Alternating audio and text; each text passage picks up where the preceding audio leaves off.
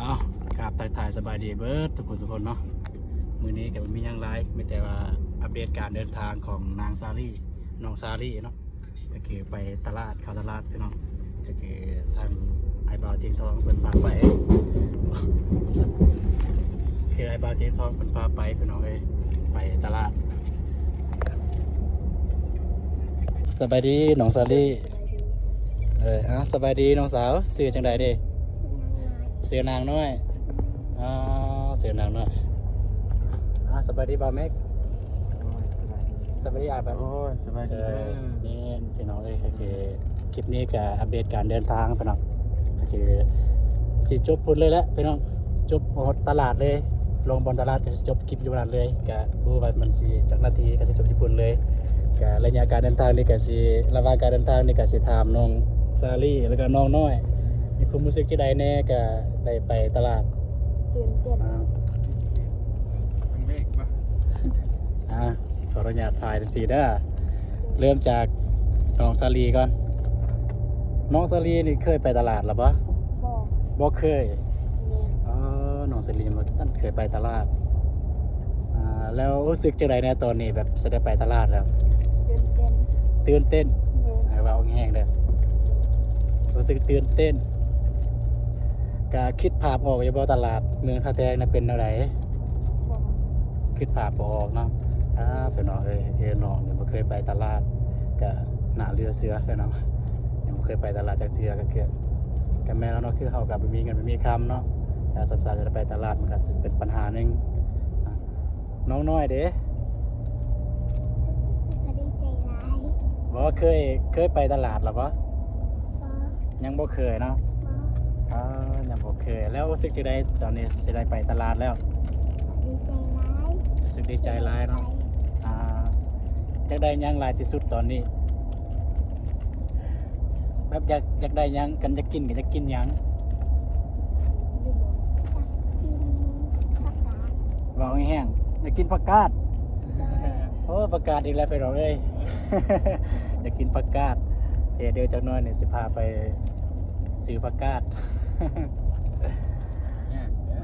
น้องซาลีเด้อยากกินยังหลายที่สุดแล้วก็จะได้ยังหลายที่สุดแบบเป็นไปตลาดอยากได้เสื้อสิ้นกับเสื้อแบบสิ้นกับเสื้อเนี่ยประเภทแบบใดเป็นสิ้นแบบเขาวัดเขาว่าเนี่ยบ่เป็นแบบเลยก็คือเขาวัดเขาว่าบางคนก็คิดว่าถือศาสนาพีเนี่ยเป็นอย่างต้องเข้าวัดคือเฮาก็บ่ได้อันนั้นตัวนี้ถือศาสนาพีก็สามารถเข้าวัดได้คือกันพี่น้องก็ถือว่าเป็นการเฮ็ดบุญเฮ็ดอันนั้นคือกันเคยแม่นก็เฮาสามารถเรียกว่าคือผู้นอนนี่ถือศาสนาพีก็บ่ได้แปลว่าบ่สามารถเข้าวัดเข้าวาได้ก็ถือว่าเป็นการเฮ็ดบุญเฮ็ดหยังคือกันจังซั่นเป็นการดีแหละแม่เนาะแสดงว่ามื้อนี้เนี่ยขาดโรงเรียนแม่นบ่มื้อเช้าเนี่ยได้ไปโรงเรียนบ่ไปเนาะน้องน้อยเด้บ่ได้ขาดโรงเรียนบ่บ่ได้ขาดบ่ได้เรียนบ่แล้วนั่นได้เรียนบ่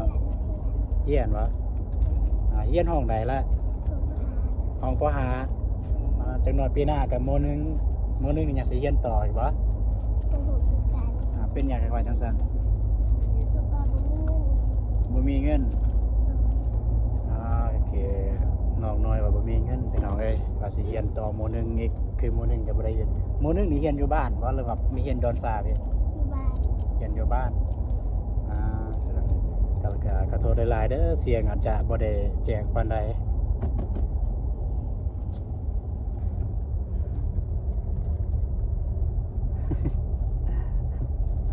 เคยแล้วบ่ขี่รถจังซี่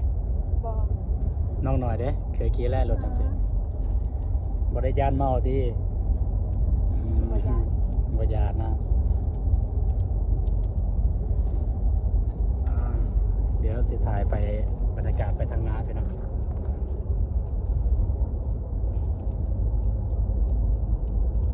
ยังอีกประมาณ10กว่าหลักครับผม10 ใบกว่าหลักประมาณนั้นแหละตอนนี้ทีมงานแล้วก็น้องซาลี ศาแล้วพี่น้อง ฝนตก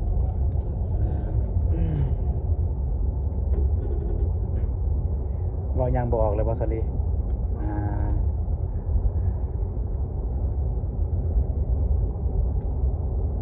เคยคิดอยู่บ่แบบว่าไอ้เตียงทองเพิ่นสิมาบ้านเฮา บ่ เป็นหยังก็คือบ่คือจังซั่นทั้งที่แบบไอ้เตียงทองเพิ่นก็แบบสายแบบไปอยู่แล้วนะสายไปเลยแบบใช่ว่าง่ายๆซะแบบคนทุกข์อยู่ไสก็ไปอยู่บ่นั่นนะแบบคนช่วยเหลือแบบสิว่าช่วยเหลือก็บ่แม่นดอกแบบซ้ำแจกขนมขนมนะเขาบ่กล้าว่าช่วยเหลือก็ช่วยเหลือก็คืออ้ายเพิ่นว่าก็เอาซอยเหลือแบบยิ่งใหญ่ แนวเขาบ่รู้จักขึ้น ก็คือก่อนหน้านั้นเนี่ยยังบ่ทันได้เห็นบ่ในโทรศัพท์ยังบ่เห็นบ่ บ่ บ่นะ ตัวนี้เห็นแล้ววะ เห็น ตอนนี้เห็นแล้วคือ เห็นแล้วเราจือเลยเด้อ คันน้องอยู่ดีมีแฮงในอนาคตต่อหน้าทางไอ้บ่าวเตียงทองเพิ่นก็พูดอยู่ทางสวรรณเขตอยู่เมืองเซโปนแม่นว่าไอ้ บ่แล้วสินุ่ง โอเซโน ลงอายุเซโนไอ้บ่าวเตียงทองเพิ่นอยู่เซโนคันน้องอยู่ดีมีแฮงก็ได้ไปสามารถพยายามได้เพราะว่าแต่น้องพวกอ้ายนี่แหละคันอยู่ดีมีแฮงกันอ้ายตึกเลขในตอนนั้นเนี่ยตึกเลขจาก800 ล้าน บ่ถือกลับไปในท้อนเราก็จะถือเลขกลับไปด้วยบ่ถือกลับไปได้ยินดีทำกัน คิดว่ามีอยู่มีโมเมนต์แบบนั้นอยู่ จะได้มิดแท้บ่ได้รู้สึกจะได้เนี่ยบ่ได้วินหัวปะคันวินหัวแล้วบอกเด้อเห็นปะคันวินหัวแล้วบอกนั่นแหละบางคนFCนี่ก็คอมเมนต์ว่าให้ถ่ายจ้ำคือมันคันสมมุติว่าบ่ถ่ายจ้ำจังซี่เสียงอาจจะบ่ได้ยินพี่น้องเอ้ยเสียงเว้าจะบ่ได้ยินมันค่อยโพดและบางคนก็คอมเมนต์ว่าเสียงมันเบาโพดก็คือต้องขอโทษขออภัยหลายๆเด้อก็คือตอนนี้เฮาก็กำลังหาสื่ออันนั้นอยู่สื่อไม้ติดคอเสื้ออยู่ก็คือของไอ้บ่าวติงทองเพิ่นใส่ก็สบายเวลาเว้าอิหยังก็อยากแจ้งแน่ก็ต้องขอโทษขออภัยเด้อ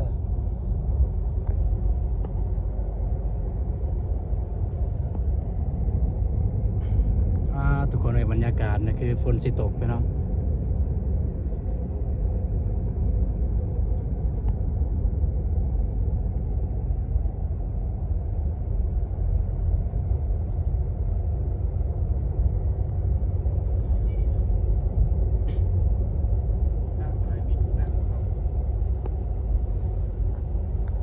ตอนนี้ทีมงานแล้วก็น้องสลีเดินทางมาฮอดบ้านมาฮอดบ้านน้องกันแล้วใกล้บ้านดอนสาแล้ว เบาตุน ด้วย ทางไปมีห้องน้ำเข้าอยู่ คันมีก็อยู่อันนั้นเลยปั๊มน้ำมันเลย มัน แม่น จะมีอยู่เนาะ มีปั๊มน้ำมันมี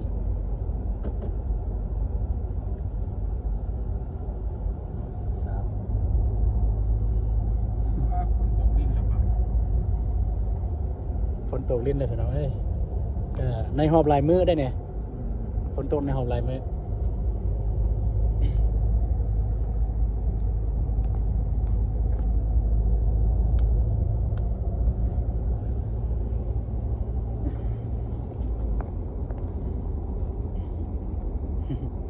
มียังอยากบอกว่า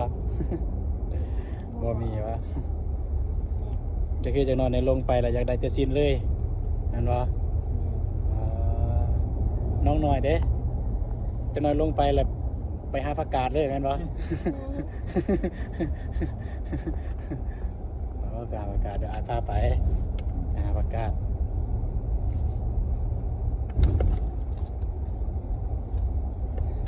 ทุกคนนี่ก็คือบรรยากาศการเดินทางก็คือน้องน้อยกับน้องสลีบรรยากาศการเดินทางไปตลาดพี่น้องก็คือทางไอ้บ่าวเตียงทองเพิ่นพาไปคือบ่าวเตียงทองก็เพิ่นได้ถามแบบน้องน้อยแล้วก็น้องสลีอยากกินหยังแล้วก็อยากได้หยังหลายที่สุดนะของน้องสลีก็อยากได้ซินอยากได้เสื้อก็คือสุดเขาวัดว่าซั่นซะ ของน้องน้อยเนี่ยจะกินผักกาดพี่น้องเว่าเรื่องผักกาดแล้ว แบบว่าบ่เคยได้กินผักกาดบ่แล้วอะไรเพราะว่าเลยว่าเคยได้กินแล้วแต่ว่ายากอีกนั่นบ่ แม่ อ๋อจ้ะแล้วเป็นหยังคือคือบ่เฮ็ดเลยเป็นสวนผักกาด มันเป็นดินเนาะ อ๋อบ่มีดิน แม่ คือว่าแล้วพี่น้องเอ้ยบ่มีดินบ่มีดอนครับสิปลูกหยังก็ลำบากสิสร้างหยังก็บ่สะดวกเนาะ แม่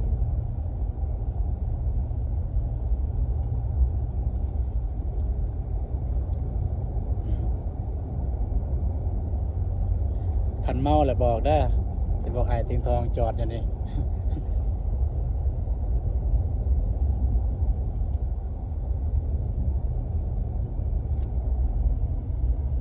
กินแล้วขนมหน่อย กินแล้วขนม กินแล้วผู้นี้เนี่ยผู้ที่ต่อจากเจ้าแม่นบ่ แม่ ผู้นี้ต่อจากเจ้าน้องน้อยหน้าตาบ่ได้คือกันเนาะ ตามพอ เขานั่นได้ก็ ตามพอ เขาต่างพอแต่ว่าแม่เดียว แม่ น่ะต่างพอแม่เดียวเนาะแต่ว่าเจ้าเนี่ยอยากขายคือคนเวียดได้เจ้าสไตล์คนเวียด ขอเป็นคนสวรรค์คิด ทีมงานเราตอนนี้ก็เดินทางใกล้บ้านน้องกันแล้วคือสิตอนนี้ฮอดบ้านห้วยดำแม่แล้วสิฮอดบ้านสิฮอดท่าแตกแล้ว ประมาณมอง6-7 กิโลนี่มันก็ฮอดท่าแตกแล้วพี่น้อง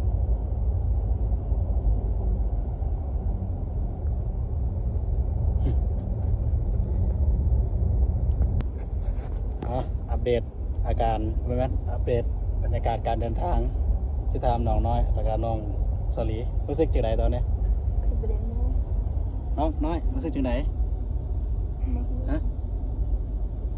หนาวๆนะฝนตก โอ้ปวดหักโอ้ไอ้ฮะน้องน้อยนี่มันปวดหัก มันห้างวะ แมนมาแล้วเมารถเนี่ย มีถุงยางก็ในหาพวกนู้นเลย เป็นน้องเอ้ยตอนนี้ใส่ถุงยางนี่ใส่นี่เลยหักใส่เลยใส่ถุงยางรถฮอดปุ่นละทีม เนาะเนาะ เป็นน้องเอ้ยน้องบ่เคยขี่รถแค่บ่ว่าแต่น้องดอกอ้ายในตอนขี่ปวดหักคือกันคันทีบ่ถึกจังหวะเนี่ย เมาคือกัน จะนอนหอดแล้ว สิฮอดแล้วยังอีกประมาณ4 กิโลเป็นน้องเอ้ยน้องน้อยปวดหักเป็นน้องเมารถคือว่าแอร์ก็บ่ได้เปิดได้เนี่ยกันเปิดทั้งเมาได้เนี่ย เปิดแล้ว เปิดป่ะ เปิดแอร์เอ็ม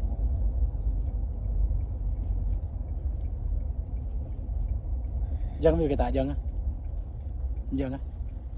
เนิ่มอ่ะไอ้โปรไปเวรไวปะไวปะเจิมอ่ะคนตึกในตลาดก็มีลงยนต์เต็มไม่ใบมีอะไรเบิ้งนองได้สลี จะหน่อยทั้งหมดรับตาไม่ได้เด้อต้องเบิ่งนั่นน่ะ บ่ต้องเบิ้งใส่แวนใส่นี่บ่ต้องเบิ้งใส่นี่เลยก็ได้เบิ้งใส่นี่ เปิดอะไร บ่ต้องเบิ้งใส่แวนใส่ เบิ่ง อะไร ข้างนอกข้างใน แมน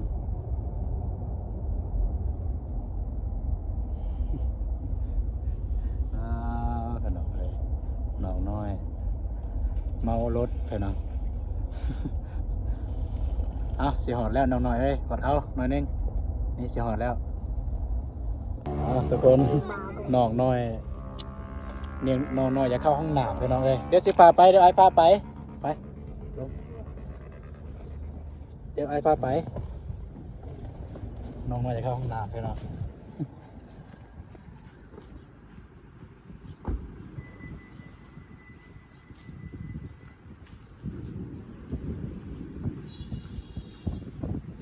อันนี้เลย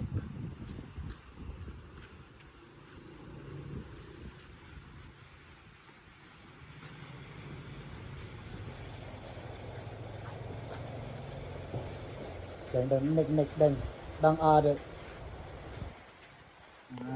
เจ้าบ่ได้จะเข้าห้องน้ำติบ่บ่เกมแต่ว่าสิทาน้องน้อยเข้าห้องน้ำก่อนทุกคนเข้าห้องน้ำเรียบร้อยแล้วมันจะเดินทางต่อนี่น้องน้อย ฝ นะ นตกเนาะ จังได อ่า เข้าห้องน้ำโอเคแล้วบ่บัดนี้ โอเค บ่ได้รู้สึกว่าปวดหางแล้วติเนาะบ่สิฮอดแล้วสิฮอดตลาดแล้ว อีกหน่อยหนึงอดเอา อีกหน่อยหนึงนี่ให้เบาเตียงทองกับไปนำยาไปนำยังเลยเนี่ยไปใส่กินยาตลอด นี่ทงยานี่ ลงยาเนี่ยเป็นทุ่งไปน้องเลย ติดยา กับยาประมาณนั้นก็คือสิไปแบบบฮอดจอดบ่ถึงแล้วเนาะ แต่เก้าก็ไม่ได้เป็นนะมันก็เป็นวางลงมาใต้นี่นะ แส แต่ ด เจ้าง ไอ้ ว่า ก็ไม่ได้สูบกินหรอก แสดงว่าอากาศอยู่ภาคใต้เนี่ย บอก ต่างจากญี่ปุ่น บอกว่าบ่ได้มาโทษภาคใต้นะมันตั้งสิเป็นนะมันยามมัน เลย เลือดก็เป็นกระเพาะนี่แล้วเมื่อมันจะเจ็บหัวมันเป็นหวัดอากาศมันเปลี่ยนไปเปลี่ยนมานั้นปรับว่าท่าน ทุกคนเดินทางต่อ เดี๋ยวหอตลาดแล้วก็สิอัปเดตอีกครั้ง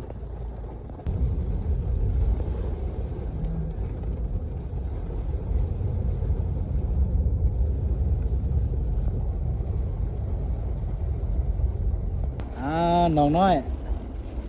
รู้สึกจังใดตอนนี้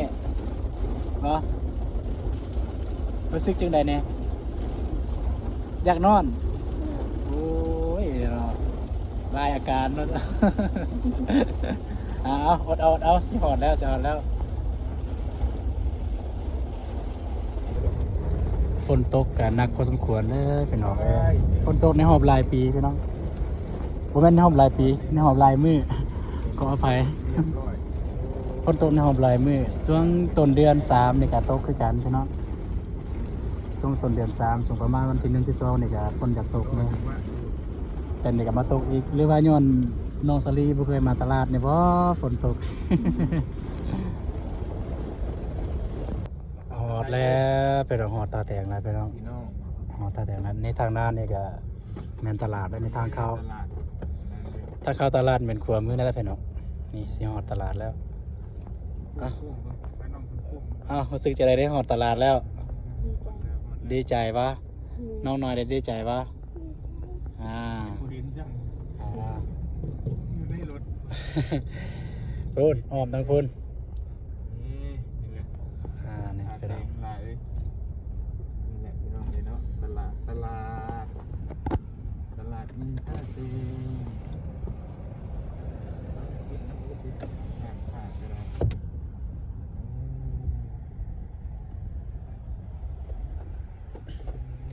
คนก็นำลูก หอดกระตกอีกแล้ว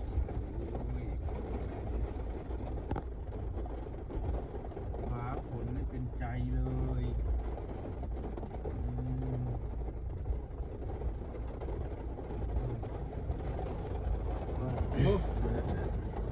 โอเคทุกคนสำหรับคลิปนี้ก็สิจบลงอยู่บนนี้เลยเด้อมันจะมาติดตามคลิปต่อไปคลิปบัดซื้อของแล้วก็สิถามน้องนุ่งแต่ว่าคลิปนี้ก็สิจบลงอยู่บนนี้เลยเด้อ